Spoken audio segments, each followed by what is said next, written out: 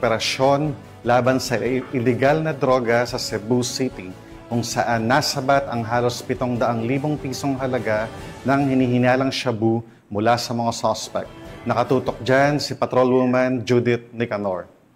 Imbog ang 3 katao matapos itong mahulihan ng nasa halos 700,000 halaga ng hinihinalang shabu sa isang bypass operation na isinagawa ng mga operatiba ng Police Station 6 sa Tupa Street, Barangay Sawang, Calero, Cebu City nito lamang nakaraan.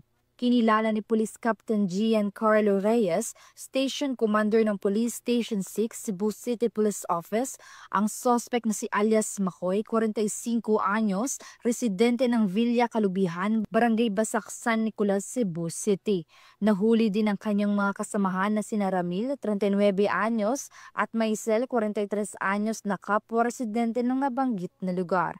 Bandang alas 3 Gs ng madaling araw nang ikinasa ang naturang operasyon na humantong sa pagkadakip ng 3 sospek. Nakuha mula sa kanilang pag-iingat ang 10 pakete ng hinihinalang shabu na may kabuang timbang na 100.89 grams at may tinatayang halaga na 686,052 pesos.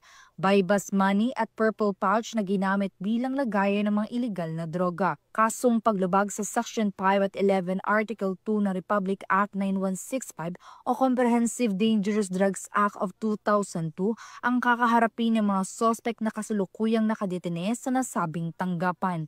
Walang tigil ang mga kapulisan sa kanilang operasyon laban sa iligal na droga upang mapanagot ang mga individual na nasa likod ng mga iligal na gawain na ito.